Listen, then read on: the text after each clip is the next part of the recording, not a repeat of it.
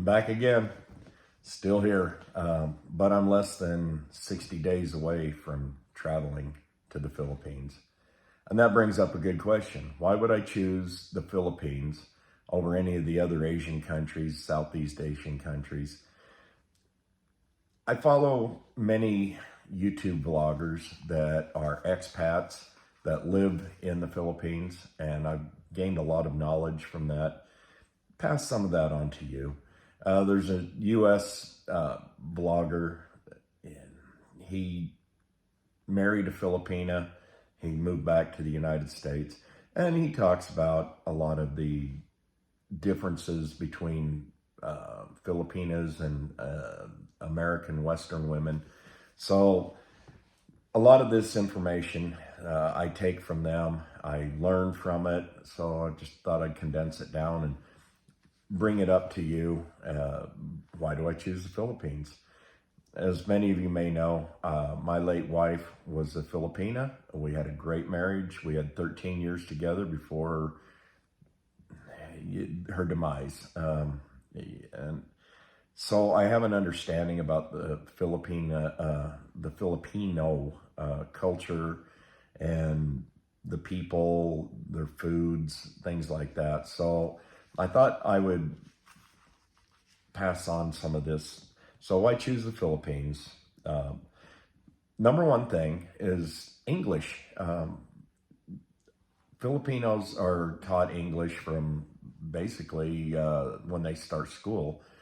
And all of the signs in the Philippines are in English. All of the road signs, a lot of the road laws are based on what they've learned from Americans, because remember, America had the Philippines as a protectorate from 1898 until their independence in 1946.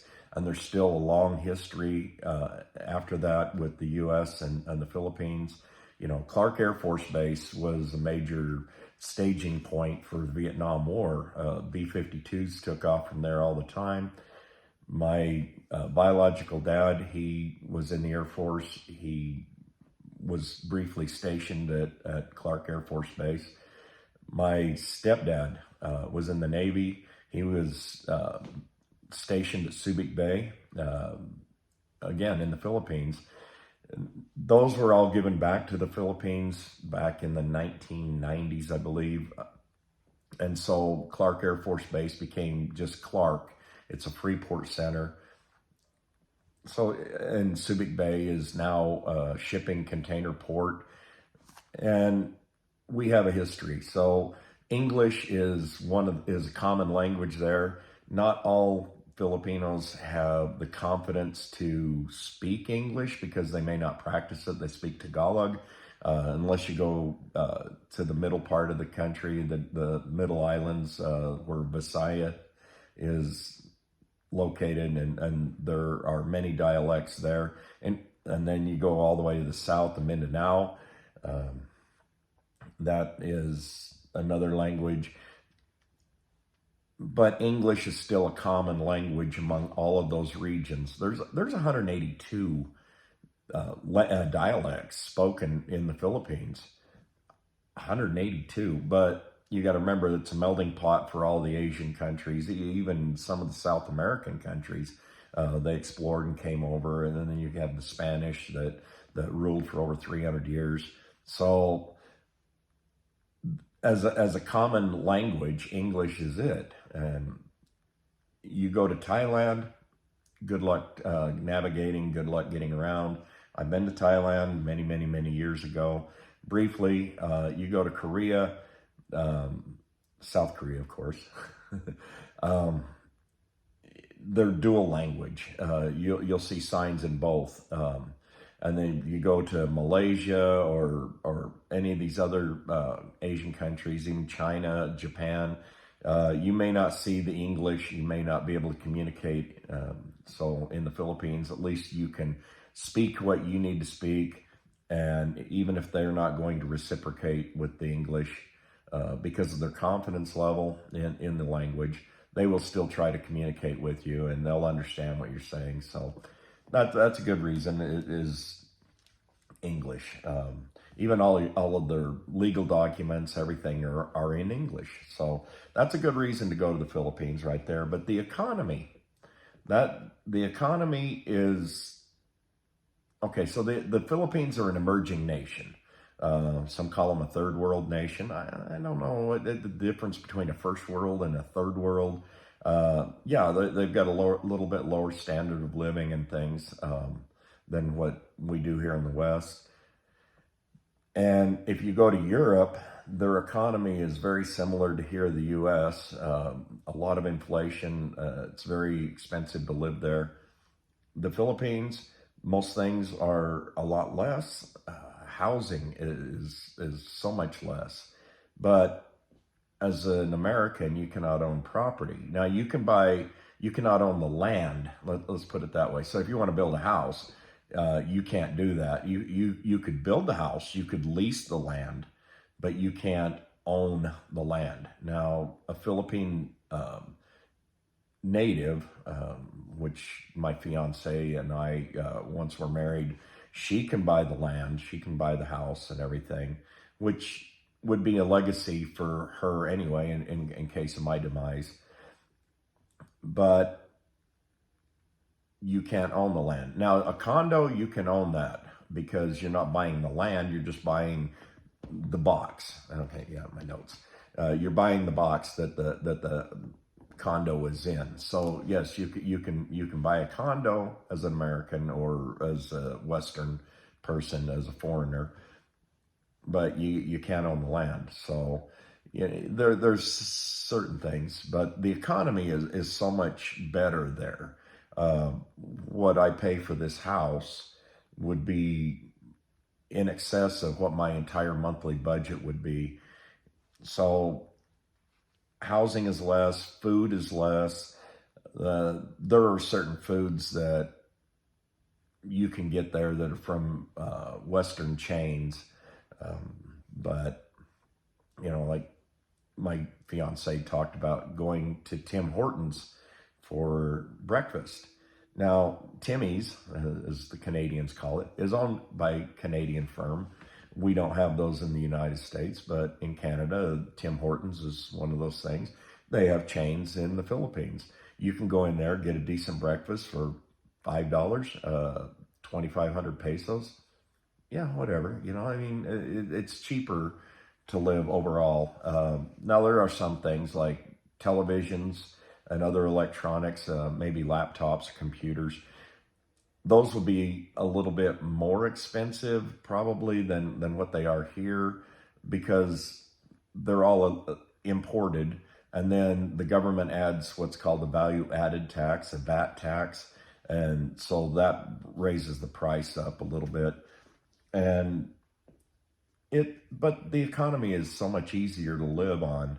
And I said in previous video, I find my life is so cluttered here because, our mentality is we get things. I have things. Do I use those things? Not so much. My camping trailer, my side-by-side, I don't really use those a lot. Even my Harley Davidson, I have it and it's a great ride and everything. I'm proud to have it. But I was talking to my fiance last night and I told her, look, I've paid $3,500 this past year on payments for it. I put $1,000 on it. That's $35 a mile. Oh my God, that's kind of expensive transportation. Do I need all of these things? No, I really don't. I started evaluating after I met Christine. Do I need things? Not really. There are so many things that I have that just take up room. I don't use them or very seldom use them. Could I live without them? Yeah, in most cases, I probably could. So there you go. When and if I move over there, good chance I will. But when I move over there, my things must go. Will I cry? No. There are some family heirlooms that I will keep.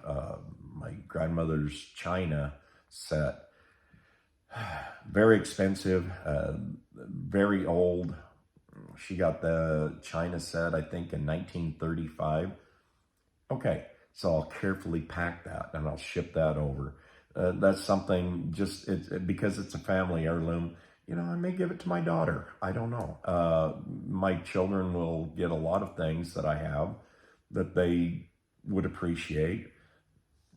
Things that don't have any sentimental value or much financial value or a necessity value. Let's put it that way. Yard sale. Okay, make an offer. You want this furniture that I've got. You don't know how expensive this stuff was. But do I need it over there? No. Why would I ship it over there? I can get furniture there. So I am conditioning my mind of things to get rid of. So getting back to why I would choose the Philippines, the people, great people, very caring, very giving, very helpful. They're a nurturing society. And that's something that really is lacking, I think, in our culture here, is that caring, that personal touch, people willing to go out of their way to help. I was watching a video from one of the expats that lives in the Philippines, and his motorcycle broke down. There were people coming out of buildings to help him push it up the road so that he could get it out of the way, so there was no traffic. So, he didn't know these people. They didn't know him. But they saw somebody that needed help. They just jumped right in. And if you reciprocate in kind and help people, then karma, it'll come back and you'll have people helping you. So it's give and take. And I just really look forward to developing new friendships with people that I'll meet over there and being able to help them without being asked. Just they need help, we just jump in and help. What am I got to do? I'll be retired. Yeah, might as well help out people. Establish myself within the community as somebody that helps, maybe not financially, but physically or even emotionally. You just help out people. So the people are very, very friendly, very generous, very giving. You see smiles. If you go down the street and you smile at somebody, they'll smile back. Here, if you smile at somebody, they'll put their head down and kind of walk off, like, what are you doing? They're suspicious. One of the traits of Filipinos, though, they're stubborn. And I don't mean that in a derogatory means. I mean that as they're very determined to accomplish what they're going to accomplish. I just had this out with my fiance a couple of nights ago. It was over a monetary thing. I wanted to be generous to her, and she was not having any of it. So, stubborn. Okay, so the education part. In the Philippines, education means a lot to many people there. You will probably find so many college graduates working at McDonald's. Okay, so jobs are very competitive, and it's important to have as high of an education as you can get just to get a job. Again, this is an emerging nation, that's emerging economy, emerging people, and they know that an education is very important. Now, in the provinces, probably not so much. And again, provinces are the outlying areas. A lot of the Filipinos have to drop out of school at an early age to help out on the farm so the family can survive, so the family can eat. In the major metropolitan areas, though, education, it's everywhere.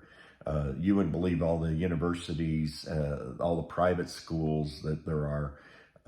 My future stepdaughter is in a private school. She's very well educated, very articulate. She's very bright. I just love that girl. She's just a joy to be around, and I can't wait to actually spend the time with her, and that'll be on video. Again, I'm going to vlog my whole trip. I'm going to vlog the relationships that I have. Hopefully it's not too boring, but there are precautions to take. Food. There are a lot of street vendors. There are a lot of mom and pop eateries there. Not all of those have health permits. They've not been vetted for health permits. So if you're going to eat over there, you really need to be careful. If it's a large chain, now they have Kentucky Fried Chicken. Okay, you go in there, they have a health permit because the chain management requires that. So they have to be inspected. They have to be inspected for cleanliness, for organization, for food storage. You know, if you've worked in the food industry, you'll understand about the health permits. Tim Hortons, I mentioned them. McDonald's everywhere. It seems like everybody wants McDonald's. I noticed McDonald's are pretty much worldwide. Yeah, so you can eat at these places, these larger chains, the larger establishments. You can check for reputation. You know, you can go on Yelp or Google or whatever, and check and see what kind of ratings they have. If people are getting food poisoning from these places, avoid them. And from what I understand, even McDonald's, you go in there, you can get rice. Rice seems to be a big staple. So, be prepared for that if you go there. But I've been told that even the hamburgers don't taste the same as what they do in the U.S. Maybe it's the way they're prepared. Maybe it's the type of meat. I don't know. I am going to try all of this out. There's going to be street food that I'm going to try while I'm there.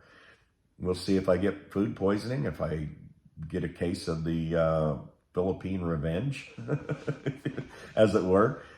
But, I'm willing to try because eventually I'm going to move over there and I want to know as much of the culture from personal experience, and I'll relay that on to you. So if I get a case of the Philippine revenge, then I'll probably tell about it. But there are other places that I want to try. There's other foods that I want to try.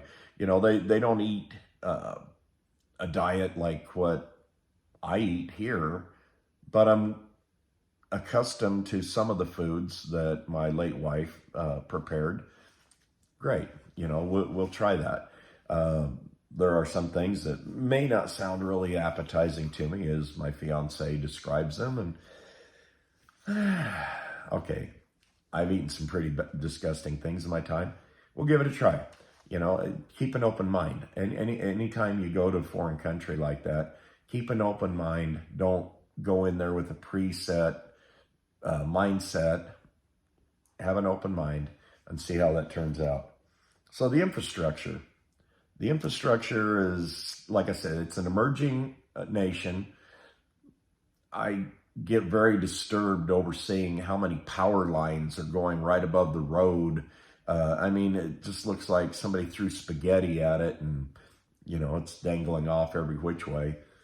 It is what it is. But because of that, because of the power, they have a lot of brownouts and blackouts in many of the parts of the country. Was watching a vlog from one of my favorite vloggers, one of my favorite channels, and Paul in the Philippines, Old Dog New Tricks. He's a funny guy. He comes from California and Las Vegas, so he's been over there for many years. He was getting ready to make some phone calls, and the power went out. Well, he's not using a regular phone like phone service like we were. He uses internet calling because he talks a lot on Facebook Messenger and those kinds of things. He was getting ready to do that. Power went out. Okay, so he couldn't do that because he had no internet. Internet's dependent on power. So brownouts, blackouts, you know, air conditioning is kind of a necessity over there. It's pretty warm, pretty humid. So air conditioning helps keep everything cool and drier. Makes it more habitable inside your residence. But when the power goes out, you don't have that. So you suffer. And a lot of times it'll go out in the middle of the night. And the reason it goes out is the power company is trying to upgrade the power lines and power poles and things like that. So they have to cut the power off to do that. There you go. Blackout, brownout. Another part of their infrastructure is sidewalks. If you ever watch any videos from the Philippines, you'll see people walking on the side of the road. Where are the sidewalks? No, they were never designed into the initial town or whatever. And so sidewalks are something that's lacking. You know, call it a criticism, call it whatever it is. It's just what it is. My late wife's nephew, he's in college now. One of the projects that he and a group of people are doing, and I've been communicating with Sam, and they've recognized that around schools, sidewalks are a necessity. These kids are out in the street. There's a lot of pedestrian accidents. So they're trying to help the government by devising a better level of infrastructure there. And that's great because this is something that as an emerging nation, they know they need. It's something as simple as sidewalks.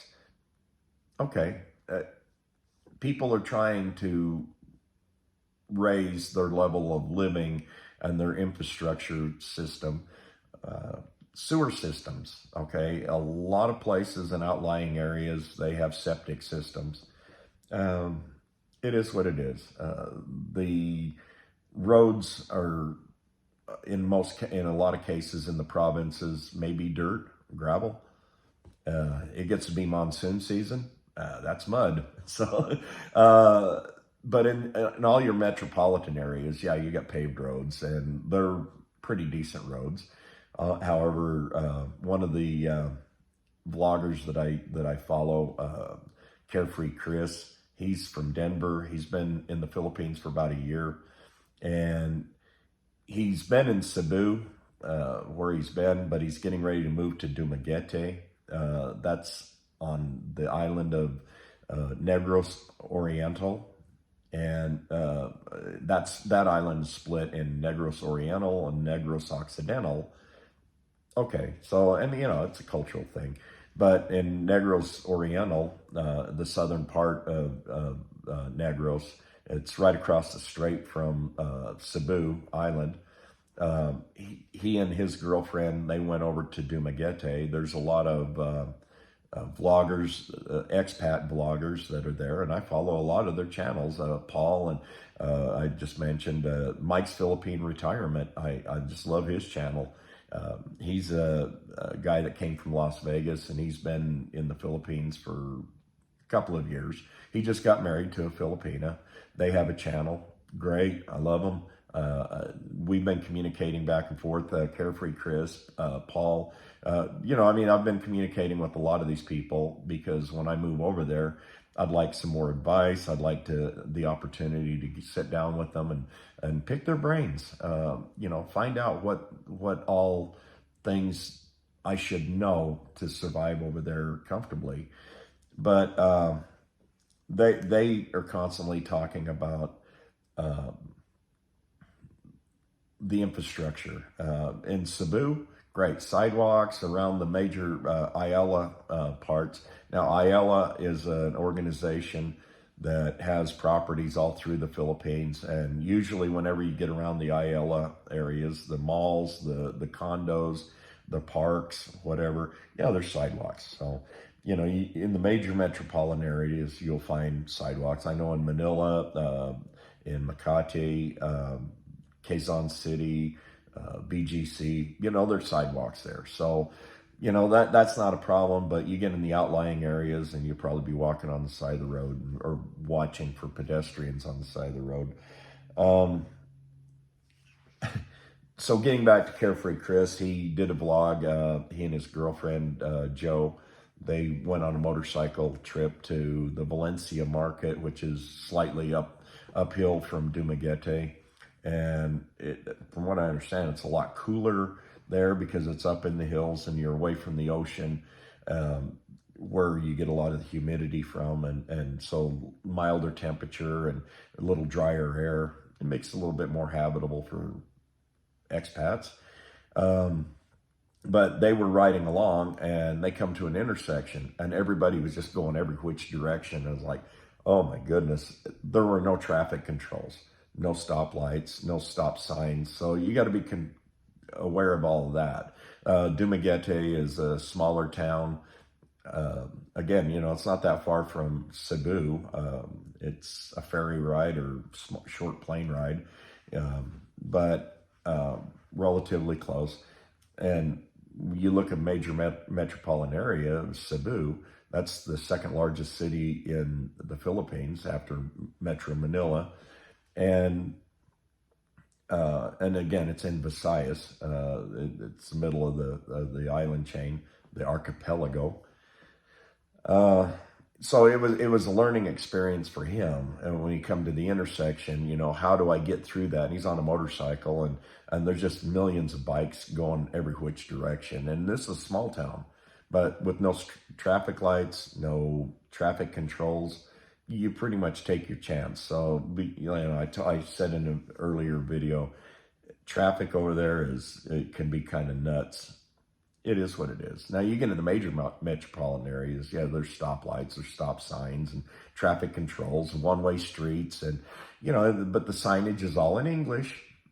So you can figure all that out. GPS is almost a necessity there. So I'm going to leave you with that. 57 days before I travel. That's as of right now.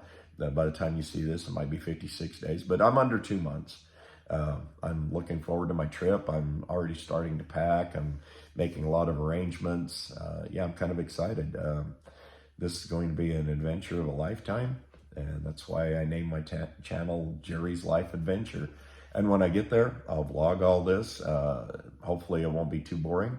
Hopefully I'll get some good information for everybody and scenic shots. But until then, I love you. Stay out of trouble. Have a great life. Thank you.